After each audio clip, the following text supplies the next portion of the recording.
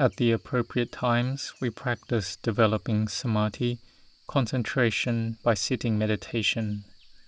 Before we sit, we can reflect on the goodness and virtues of the Buddha first. We can chant Namo Tassa 3 times. Then chant Buddhang Saranang Gacchami, Dhammang Saranang Gacchami, Sanghang Saranang Gacchami. This is taking refuge in the Triple Gem. There are some senior monks who will meditate with this verse, Buddhang Saranang Gacchami, Dhammang and Sanghang, and their minds become peaceful. If we haven't learnt about this before, it may sound strange. We only know of the meditation word Buddho, but there are some great monks who would meditate on Vijja Charana Sampanno, some on Samma Sambuddho. These are all the virtues of the Buddha.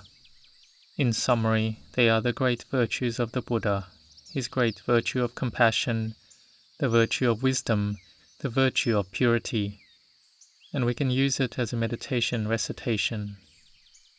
Or we can recollect following the virtues of the Buddha by using our perceptions that we're able to remember. Our mind gets peaceful, rapture arises, it is samadhi, concentration. This is developing the recollection of the virtues of the Buddha as an object of the mind. Whatever work we do that is as a sacrifice for others' benefit, to do it for one's whole life is not easy. We will get tired, feel some discouragement, or retreat from it, but we struggle to try to do it. It is hard and difficult to do the work of helping others without wanting anything in return. But if we are a father or a mother, then we struggle for the benefit of our children. We nurture our child from when they are little till they are older and send them to study in school, until the time they finish studying. And if we have 2 or 3 children, then there's no more time left in our life. So the Buddha sees us as his children. He sees all the living beings in the universe like his own children. He will come to teach and assist us to be free from suffering. And for this he had to build his parami, spiritual perfections. For parents to bring up their children in only one lifetime is done with difficulty. But the Buddha had to build his parami for countless lifetimes, to bring all living beings to be free from the cycle of samsara, repeated birth and death, is not easy at all. There is one story that you may have read on the news, and I want to see how you feel about this news.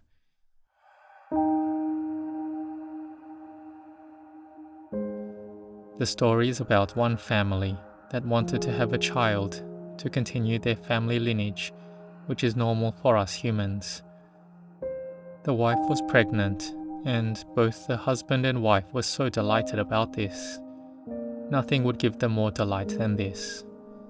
But later on, out of nowhere, the wife felt dizzy and unwell.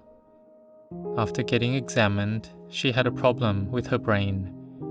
There was something wrong with the blood vessels in the brain, and the blood had leaked into it. This is called Kanda Mara, the bodily form as an obstruction, coming to harm us.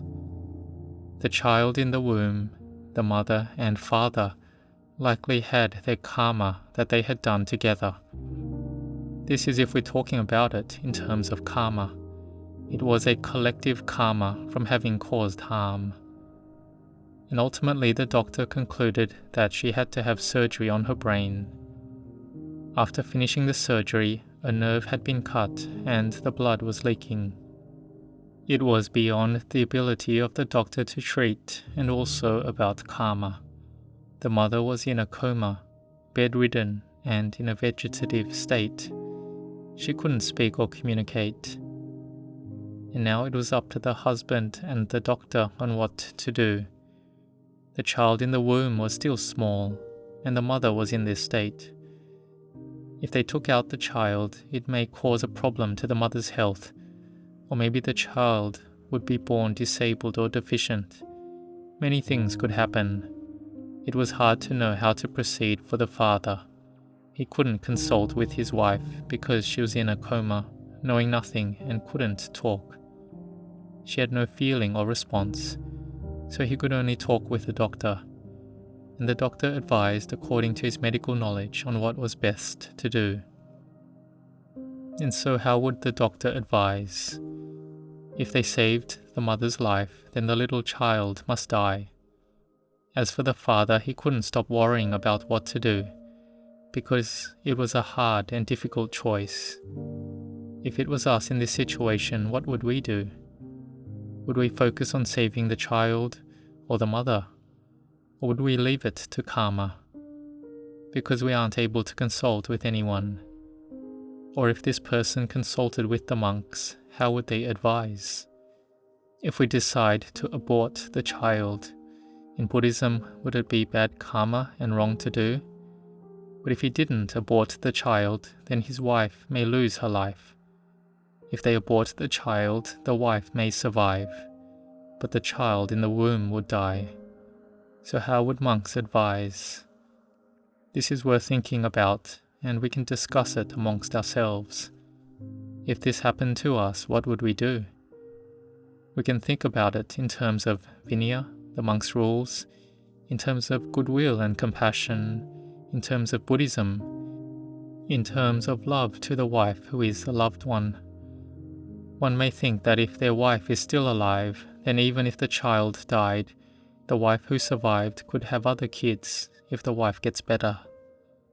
But in regards to the concern of a mother, how would they feel if the small child whom they loved in their womb had to die?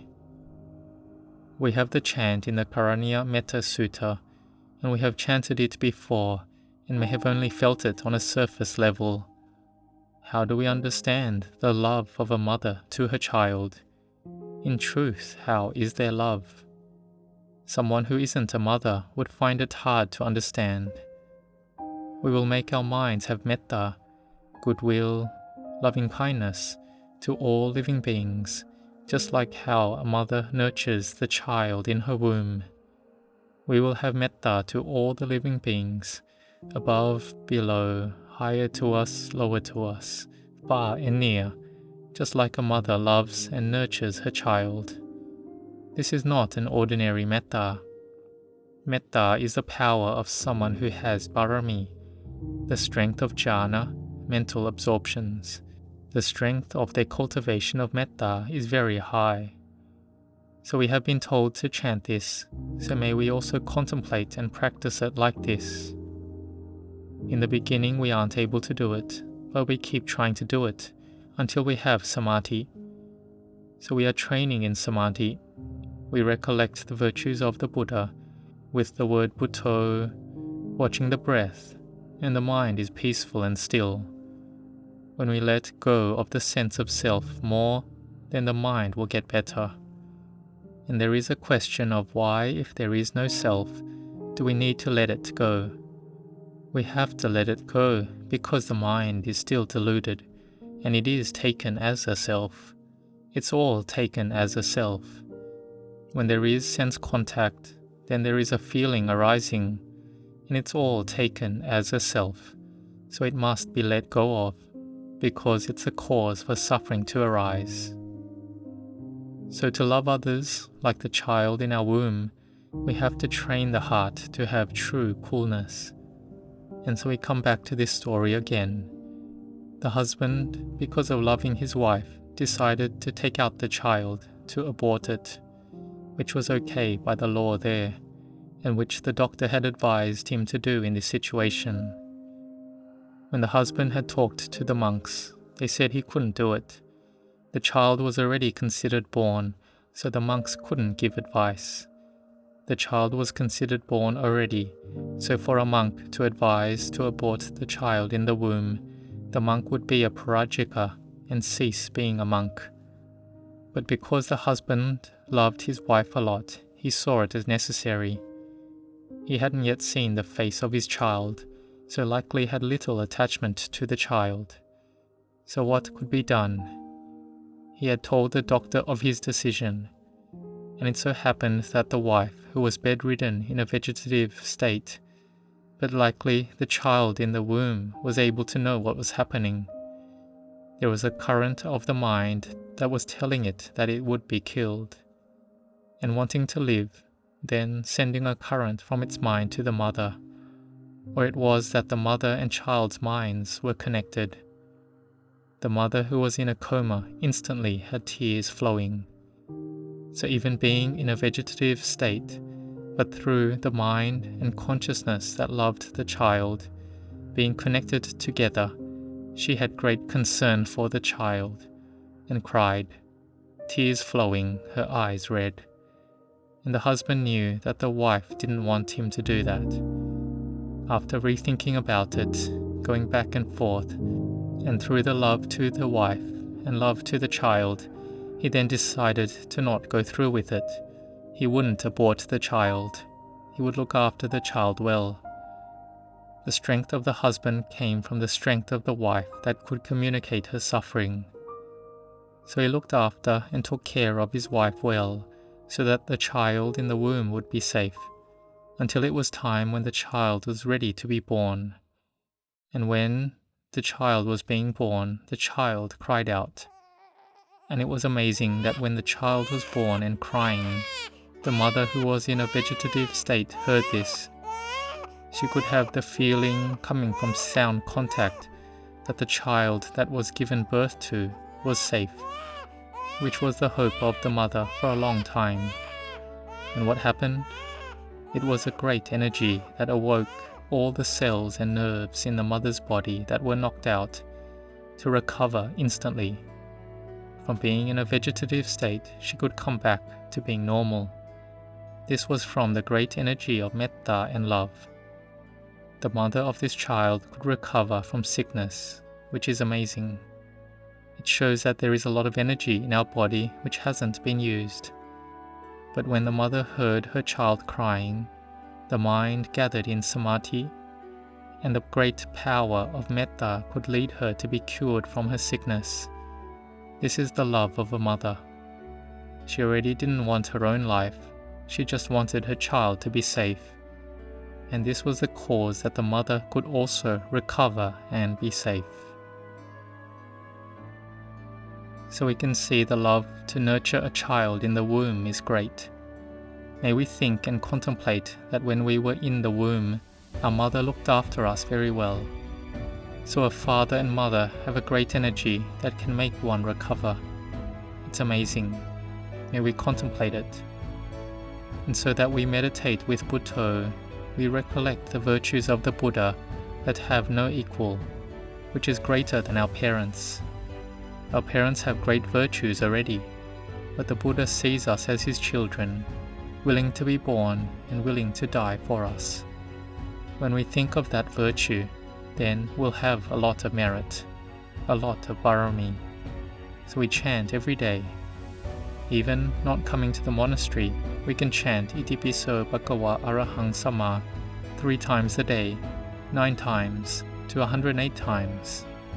Then we will have even more barami. Our heart will be joyous and uplifted. It will be a deva, a deity. The body is a human, and the mind that is a deva arises. And then we will see even more the virtues of our parents. May we take this to contemplate. May you grow in Dhamma. May you grow in blessings.